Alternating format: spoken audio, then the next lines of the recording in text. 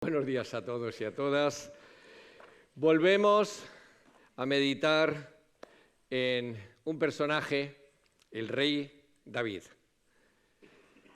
Cuando hablamos de adoración, curiosamente utilizamos muchas de sus canciones. Cuando hablamos de ejemplo de gobierno, utilizamos parte de su sabiduría, pero siempre hay una lucha ahí de realmente cómo fue y cómo podemos aprender del rey David. Estamos tratando de hacer un análisis un poco personalizado entre el pastor Esteban y un servidor, tratando de aplicar o de buscar o encontrar enseñanzas que puedan adaptarse a nuestra realidad en el año del Señor del 2023, en esta Valencia interior, en una iglesia como la nuestra.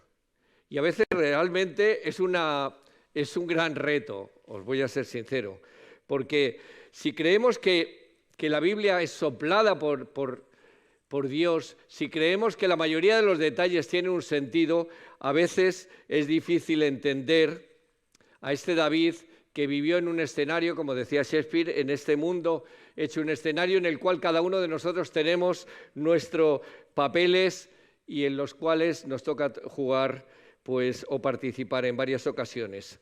Así que tenemos un David con muchos roles, con muchos papeles: matagigantes, pastor, músico, experto en recursos humanos, forajido, loco disfrazado, amigo, súbdito leal, amante, guerrero, bailarín, padre, hermano, hijo, amo, sirviente, enamorado de Dios y también ¿no? como rey. Lo vemos perseguido y perseguidor. Lo vemos en el favor de Dios y fuera del favor de Dios, que esto es interesante, en el corazón de su pueblo y rechazado por su pueblo, triunfante y abatido. Vamos, como tú y como yo, cada uno, la vida misma. No sé si te das cuenta, pero lo interesante para mí de David está en eso, todas sus contradicciones y cómo Dios, a pesar de eso, dice que tenía un corazón conforme al corazón de Dios. Es fascinante cómo el Espíritu Santo lo define. Hoy vamos a tratar un texto que tiene que ver con familia, tiene que ver con adoración, tiene que ver con la presencia de Dios en nuestras vidas. Segunda de Samuel, capítulo 6 y versículo 12. Fue dado aviso al rey David diciendo: el Señor ha bendecido la casa de Obed-edom, y ahora os diré quién es este, y todo lo que tiene a causa del arca de Dios. Entonces David fue y llevó con alegría el arca de Dios de la casa de Obed-edom a la ciudad de David. Y cuando los que llevaban el arca de Dios habían andado 6 pasos, él sacrificó un buey y un carnero. Y David danzaba con toda su fuerza delante del Señor, y estaba David vestido con un efod de lino. Así David y toda la casa de Israel conducían el arca del Señor con júbilo y con sonido de trompetas. Y cuando el arca del Señor llegó a la ciudad de David, aconteció que Mical, hija de Saúl, miró desde una ventana y vio al rey David que saltaba y danzaba delante del Señor y le menospreció en su corazón. Metieron pues el arca del Señor, la pusieron en su lugar, en medio de una tienda, una especie de tabernáculo igual que el del desierto que David había preparado, y sacrificó David holocaustos y ofrendas de paz delante del Señor. Y cuando David había acabado de ofrecer los holocaustos y las ofrendas de paz, bendijo al pueblo en el nombre del Señor de los ejércitos y repartió a todo el pueblo y a toda la multitud de Israel, así como hombres como mujeres, a cada uno un pan y un pedazo de carne. Ayer hablábamos de la dieta mediterránea y cuando vivíamos aquí en los tiempos más difíciles comíamos legumbre todos los días y los domingos carne. O sea que esto es celebración especial que a todos les dio carne. ¿Vale? Y una torta de pasas, encima postre. Y se fue todo el pueblo a casa, cada uno a su casa. Y volvió luego a David para bendecir su casa. Fíjate el detalle. Y saliendo Mical a recibir a David, dijo: cuán honrado ha quedado hoy el rey de Israel, descubriéndose hoy delante de las criadas de sus siervos, como se descubre sin decoro un cualquiera. Y esto, Casio de la Reina lo ha afinado, que luego os explicaré por qué. Y entonces David respondió a Mical: fue delante del Señor quien me eligió en preferencia a tu padre y a toda tu casa para constituirme por príncipe sobre el pueblo del Señor, sobre Israel. Por tanto, Danzaré delante del Señor y aún me haré más vil que esta vez y seré bajo a tus ojos, pero seré honrado delante de las criadas de quienes ha hablado. Y Mical, hija de Saúl, nunca tuvo hijos hasta el día de su muerte. He titulado este mensaje Bailando en la presencia de Dios. Y como suele ocurrir en las series de televisión, vamos a hacer recopilación previamente, ¿no? Como siempre suelen decir al principio de cada capítulo, vamos a hacer recopilación de algunos detalles que nos ayudarán a centrarnos en el tema. Vámonos unos años antes al Arca de la Alianza. El Arca de la Alianza, un artilugio de madera de acacia como todo el mobiliario del tabernáculo. Que yo no sé si los agricultores me pueden decir por qué todo el mobiliario del tabernáculo era de madera de acacia.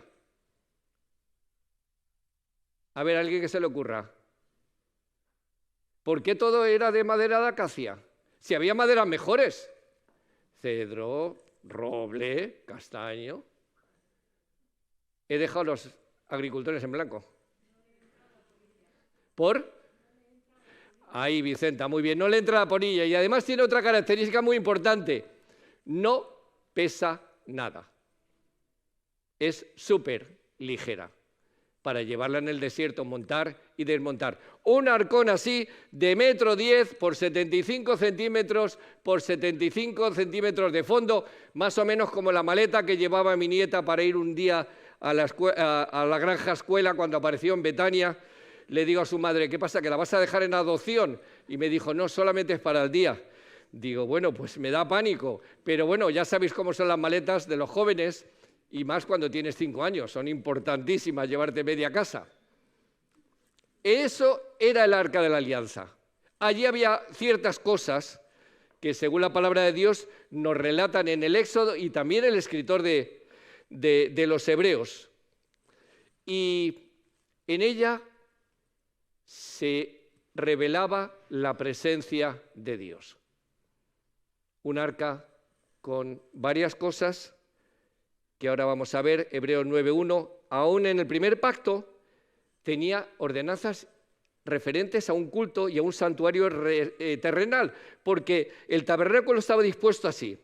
En la primera parte, fuera de la vallita, había el lugar santo, estaba el candelero, la mesa y los panes de la proposición. Y tras el segundo velo estaba la parte del tabernáculo llamado el lugar santísimo, el cual tenía un incensario de oro, el arca del pacto, cubierta de oro por todas las partes, en los cuales había una urna de oro que contenía el maná, la vara de Aarón que reverdeció y las tablas del pacto con los 10 mandamientos. Eso es lo que tenía la cajita. Eso era el Arca de la Alianza. Un arca de madera de acacia que revestido de oro. En ese contexto, solo Moisés entraba allí, luego solo Aarón entraba allí y era el que hablaba en la presencia de Dios con Dios y transmitía la información al pueblo. ¿Todo claro? Bien. Ahora nos vamos al contexto en el que nos encontramos. De todos los pueblos de la historia con los que Israel luchó, los filisteos fueron los que tenían mejor tecnología. En una de las guerras entre Israel y los filisteos, se les ocurrió a los israelitas decir, si llevamos el arca al campo de batalla, el poder de Dios estará con nosotros. Esta mañana, yo no sé cuántos habéis leído el devocional, pero hablaba de la película de Spielberg, En busca del arca perdida. Siempre a los seres humanos nos ha encantado las cosas sagradas. Tendemos a sacralizar las cosas. Y esta mañana te hablaba, a veces hasta sacralizamos una cosa muy española. Cada vez que alguien se muere, era un santo. No sé si lo has oído en todos los funerales, lo he oído. Era maravilloso. Cada vez que adoramos, que encontramos algo para poder aferrarnos a esa cosa sagrada, la buscamos. Por eso es por lo que existen las estatuas y por eso es por lo que existe la adoración a los santuarios. Y los judíos no iban a ser menos. Dios nos ha bendecido, nos llevamos el arca. Ya viene el problema. El tema de la magia se les derrumba, en cuanto llegan los filisteos en medio de la botella, se quedan con el arca y ellos se quedan despagados. Pero ocurre algo interesante de parte de Dios, con cierto toque de humor como siempre. Dios no es un Dios que es manejable, ni Dios tiene nada que ver con su simbología, pero sabe demostrar quién es el Todopoderoso. Así que los señores y filisteos lo primero que hacen, dejan el arca en el templo de su Dios. Al día siguiente aparece la estatua del Dios caída con las manos rotas y los filisteos ya se mosquean, pero de pronto la primera ciudad creo que era Ascalón, después pasa a Gaza, a Asdod, luego a Gat y luego a Ecrón, y se van pasando el arca de pueblo en pueblo. La Biblia dice que tenían una infección, pero leyendo a algunos hebraístas esta semana ha ocurrido una cosa anecdótica que yo no sabía, es que lo que ocurrió es que cada uno de esos pueblos sufrieron una epidemia de hemorroides. Tú imagínate toda Xàtiva con hemorroides. Vale, no te vas a morir, pero enfada que te pasas. Además no es contagiosa, nunca las hemorroides han sido contagiosas, pero me imagino que el alcalde de Asdod se lo debió pensar cuando todo el pueblo, desde los mayores hasta los pequeños, habían cogido hemorroides, tenían ese sufrimiento, así que deciden pasar la patata caliente, se lo pasan a los de Gat, le ocurre lo mismo, les pasan la patata caliente a los de Ecrón y sigue sucediendo lo mismo. Y encima más situaciones difíciles, y dicen, y ratones. Deciden, reúnen a los sabios y dicen, aquí hay magia, aquí hay algo sobrenatural que nosotros no controlamos. Se les ocurre una brillante idea. Vamos a hacer algo totalmente ilógico, a ver si es verdad. Agarran 2 vacas que están dando que acaban de tener un ternero, todas las que sois madres saben lo que apegan los niños, las ponen en un carro que nunca han estado en un carro atadas a un yugo, le ponen el arca encima y la sueltan y de pronto las vacas pum, pum, pum, pum, pum, aparecen en Israel. Entran en Israel, los israelitas celebran y los hermanos, como siempre hay hermanos curiosos, se les ocurre la brillante idea de decir, ¿qué habrá dentro del arca? Y vuelve a haber una plaga, ya en Israel. Tiempo de Saúl era entonces, deciden que lo más cómodo es dejarlo ahí en casa de uno de las familias, que parece ser que no está sufriendo nada en ese momento, y se les olvida por 20 años. Casi nada. Caballo de Troya pasa de los filisteos a su casa y no ocurre nada. Después de 20 años, en 2 Samuel 6 se retoma la historia y David intenta llevar el arca a Jerusalén como símbolo de adoración, como símbolo de la presencia del Señor, y edificar allí el tabernáculo para cumplir con la ley de Dios. Ponen el arca en un carro, en un bache del camino como que se cae, un hermano intenta sujetarlo y muere. Y volvemos a encontrarnos otra vez con la misma situación.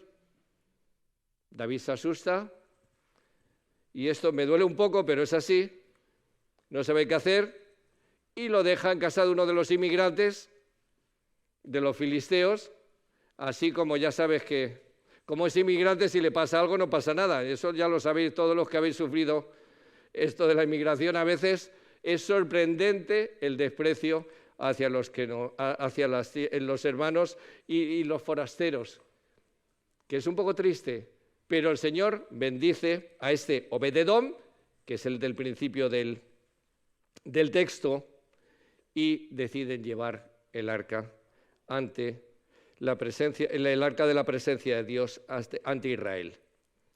Y David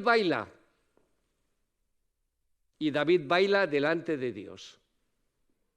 Aquí tenemos un problema, porque dice que David da vueltas, gira, y no es un chamán, y no son los derviches, y no son estos turcos que también, y ¿Y qué pasa? Que a veces se puede parecer en la Biblia que nos asemejamos a las demás culturas, y David baila como sacerdote y se pone un traje de sacerdote y adora al Señor y se emociona en la presencia del Señor.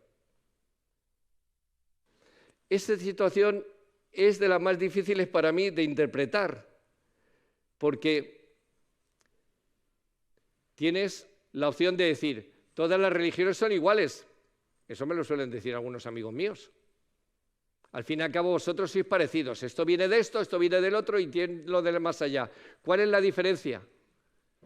¿Cuál es la diferencia en adorar al Señor en espíritu y en verdad?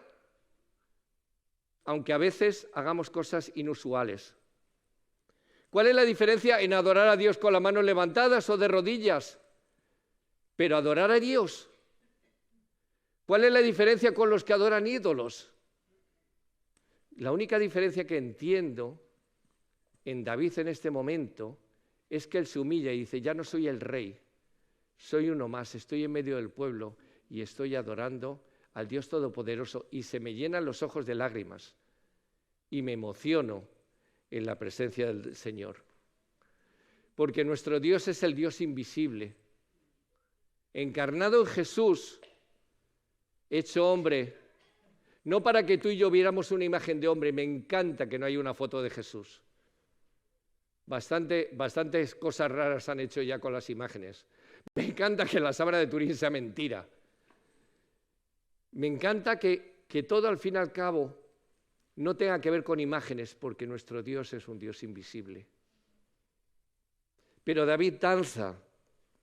Y no es como los profetas de Baal que se sajaban en tiempo de Elías, que veremos luego en el libro de los Reyes. Es alguien en la presencia de Dios que reconoce la grandeza de ese Dios que le hace sentirse emocionado. Por eso me ha encantado hoy, porque estabais emocionados alabando al Señor. Porque estar en la presencia del Señor tiene que mover nuestro corazón. No podemos ser rutinarios religiosos. Tiene que haber algo muy profundo que salga de tu alma y que te haga emocionarte en la presencia del Señor. Y aparece Mical. David viene del culto, se ha venido arriba. Viene emocionado, viene buscando, voy a bendecir a todo el mundo, porque para eso Dios me ha bendecido a mí. Yo soy rey y estoy actuando hoy como sacerdote y bendigo a todo el que se me pone por delante, al pueblo, y le regalo la comida y la celebramos y surge Mical. ¿Quién es Mical? Porque todo hay que verlo, Mical es hija de Saúl, su primera esposa. Leí de un rabino esta semana que es la única mujer en el Antiguo Testamento que dice que se enamoró de un hombre. La única mujer que dice que se enamoró de un hombre. Curioso. Se enamora de David, como dirían los castellanos, hasta las trancas. Y quiere casarse con él. David tampoco le pone pegas, cumple su dote, que no viene a cuento, lo que tiene que pagar por ello, pero cuando su padre persigue a David, Mical le defiende, le protege, le oculta. David sale de soldado de fortuna, como ya hemos estudiado, y nunca va a buscarla. Nadie sabe por qué la reacción de Mical en este momento. Se lo entregaron a un señor que la quiso, pero de una forma excepcional. Cuando se la devuelven a David, él la lloró, fue detrás del cortejo, emocionado, y le rompieron el alma. Pero algo pasó con Mical en ese intervalo de tiempo, que ahora ya no ve a David con los mismos ojos.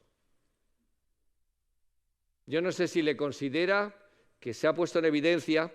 El texto, más o menos, lo que quiere decir cuando ella le insulta, tiene una referencia a que estás enseñando lo que no debes de las partes bajas a las criadas y a los transeúntes. Pero yo creo que es una palabra despreciativa que no tiene nada que ver con la ropa que llevara o que no llevara, por el hecho de que, bueno, ya sabéis que en aquella época quien llevaba las faldas eran los hombres y las mujeres los pantalones.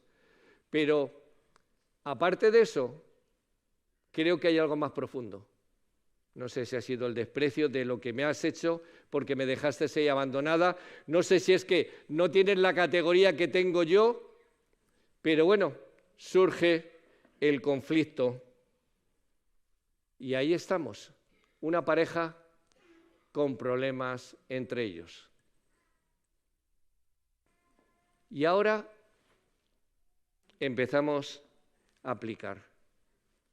En medio de esa adoración, en medio de esa situación en la cual vemos a David emocionándose, está el Salmo 24. El Salmo 24 lo escribió David cuando intentaba poner por escrito todo lo que había sucedido aquel día. Cuando él entendía el poder, no del arca, sino de la presencia de Dios en medio del pueblo de Israel. Cuando él entendía que necesitaba a ese Dios que era el Dios de los ejércitos, que ya sabéis que lo repito muchas veces porque si no parece una imagen muy belicista la de los salmos, es el Dios de los poderes, de las autoridades, de lo invisible, de lo que no se puede controlar. Ese es al Dios que servimos. Por eso escribe el Salmo 24, alzad, oh puertas, vuestras cabezas, y alzaos vosotras, puertas eternas, y entrará el Rey de Gloria. ¿Y quién es ese Rey de Gloria? El Señor, el fuerte y el valiente, el Señor, el poderoso en batalla. Alzad, oh puertas, vuestras cabezas, y entrará el Rey de Gloria. ¿Quién es ese Rey de Gloria? El Señor de los ejércitos, de los poderes, de las autoridades, de lo visible e invisible. Él es el Rey de Gloria para siempre. Y cuando tú y yo adoramos, si nos quedamos ahí con lo visible, nos perderemos. Aplicaciones a nuestra vida. Vamos a empezar por el matrimonio. No tenemos ni idea de lo que pasó entre Mical y David. Posiblemente, como he dicho, pueda ser la categoría de su marido que ahora le resulta un poco bajera, o puede ser el rencor por un conflicto pasado. Yo no sé cómo lo llevas tú como pareja. Hablo para los matrimonios, los novios y aquellos que piensan casarse. No sé cómo lo llevas. Pero a modo de recordatorio, hay algo que me resalta en la relación entre David y Mical, que Mical utiliza el lenguaje obsceno para ofender a su marido. Por favor, nunca utilices un lenguaje despreciativo contra tu pareja. Nunca utilices los defectos de tu pareja contra ella. Nunca desprecies la presencia del otro en tu vida. Estéis como estés, en las circunstancias que estéis.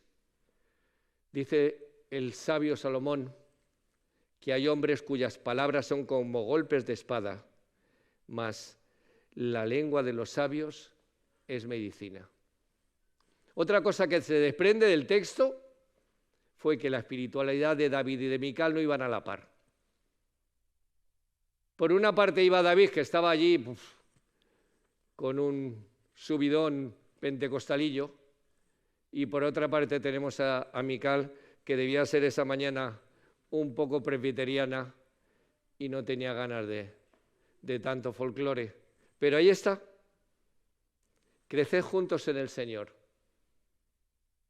Siempre hablo con los novios cuando preparamos lo de las reuniones de preparación de matrimonio y siempre digo, pintadme vuestra casa y dónde está el Señor entre medias de vosotros.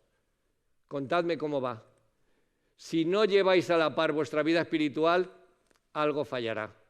Y ocurrirán situaciones como las que han sucedido, simplemente para que lo entiendas. No puedes ser un parásito espiritual de tu mujer o una parásito espiritual de tu marido y luego pensar que estáis sirviendo a Dios.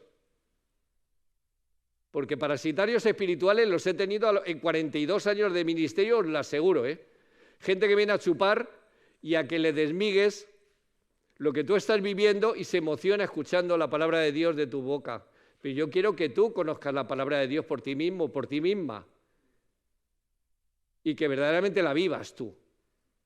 Y que la compartas a los demás. Cuidado. Y esto es otro detalle con este tema de compartir la palabra de Dios. Hay gente que me dice, yo no puedo porque los hay mejores. Es que no tiene nada que ver. Es el Espíritu Santo hablando a ti y lo compartes con los hermanos y edificas. Igual que cuando oramos los unos por los otros. Por eso no tiene que ver con tu elocuencia ni con tu formación. Ya sé que algunos de nosotros estamos más formados que otros, pero eso no tiene que ver. Tú, a través de tu comer espiritualmente, compartes en familia y en comunidad. Muy bien. El arca de la alianza, la cosificación de Dios. Tómate nota de esto. Si somos tan tercos de cosificar a Dios, tendremos problemas.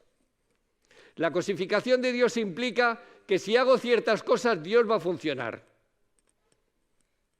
Simón el Mago. Los apóstoles están predicando y viendo milagros y dicen, yo quiero eso. ¿Dónde me formo? ¿Dónde está el instituto para formarme a hacer milagros o que hay que pagar? Lo puedes encontrar en el libro de los Hechos. Simón el Mago, dice el apóstol, que vivía en amargura de espíritu, porque no entendió nada. Pero a veces cosificamos al Espíritu Santo también. Eso suele ser del sector más carismático. Me defino bastante carismático, ya me conocéis. Entonces, nos damos cuenta que en el nombre del Señor vamos a hacer milagros. No siempre, ¿eh? Que en los Hechos de los Apóstoles los primeros milagros son muy pocos y entre capítulo y capítulo corren los años, ¿eh? Tú y yo no somos apóstoles. Y por cierto, el que se llama apóstol hoy en día, sin comentarios, creo que está fuera de tono. Tenemos la situación clara. Pedimos milagro y confiamos en el Señor, en el nombre del Señor.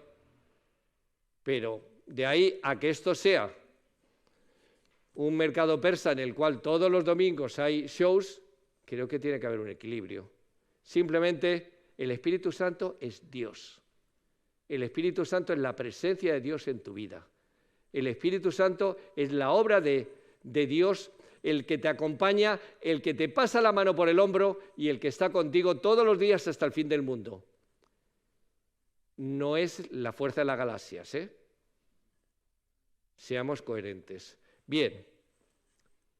Me molesta Obed-Edom. Me ha dolido mucho porque no había pensado en esto. El mal testimonio a la hora de hacer acepción de personas. Obed-Edom era de Gat, era un filisteo, vivía entre los israelitas y dijeron, si le pasa algo malo, que le pasa al extranjero. Entre vosotros no. Entre vosotros vamos a ser acogedores. Entre vosotros vamos a ser ejemplo. A todo el que viene, a la viuda, al huérfano y al extranjero. Esa es la ley del Antiguo Testamento y es aplicable a nosotros. A los de otra raza y a los de otra cultura. Nosotros no somos como las demás gentes. Nosotros somos el pueblo de Dios. Y todo el mundo tiene cabida aquí. Porque cuando veamos la adoración celestial al final del Apocalipsis, de toda lengua, de toda raza, de toda nación, de toda tribu, pues sin comentarios. Y adorando. Adorar sin postureo. Mira lo que te digo. Adorar sin postureo implica considerar muy seriamente en el momento en el que estamos delante del Señor. He visto demasiados shows, ya uno es viejo, he visto demasiada carnalidad, he visto demasiadas cosas raras para darme cuenta de que depende de ti, no de la imagen que des, que haya verdadera adoración o postureo.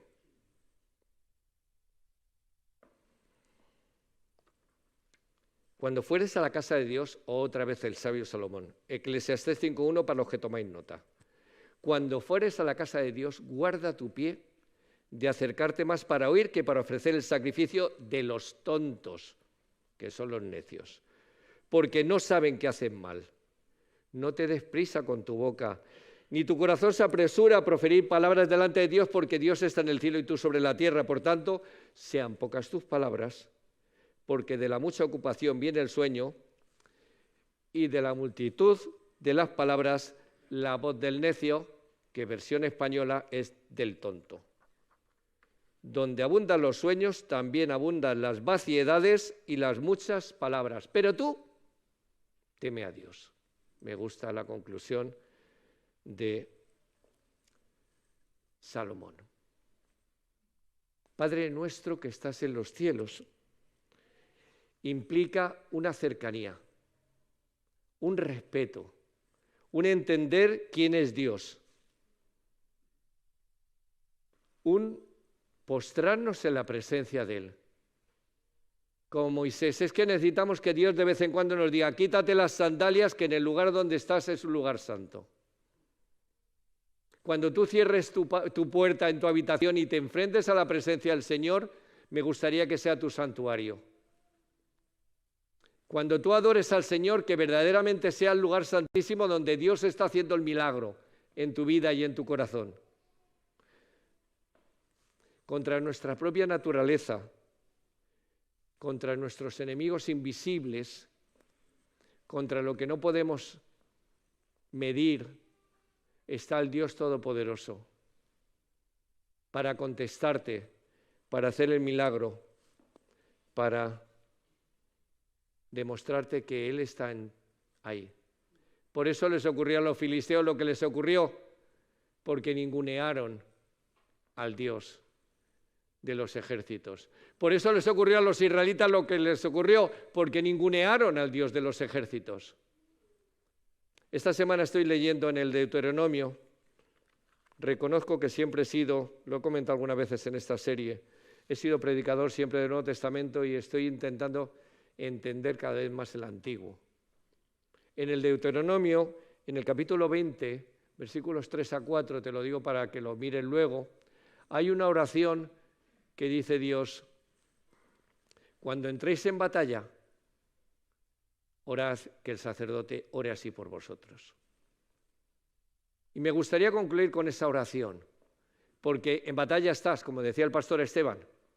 Todos hemos venido aquí con nuestras guerras y con nuestras historias y con nuestras cargas y unas enormes mochilas. Sabemos que la vida no es fácil, pero también sabemos que Dios está ahí contigo y conmigo. Oye, Israel, oye, pueblo mío, oye, iglesia de Xàtiva, oye, iglesia de Quesa, de Sumacárcel, de Canals, de La Pobla. Vosotros os juntáis hoy en batalla contra vuestros enemigos. No desmaye vuestro corazón, no temáis, ni os azoréis, ni os angustiéis, no entréis en ansiedad delante de ellos, porque el Señor vuestro Dios va con vosotros para pelear por vosotros contra todos vuestros enemigos y para salvarlos. Hasta aquí la palabra de Dios, que Él la bendiga en nuestros corazones.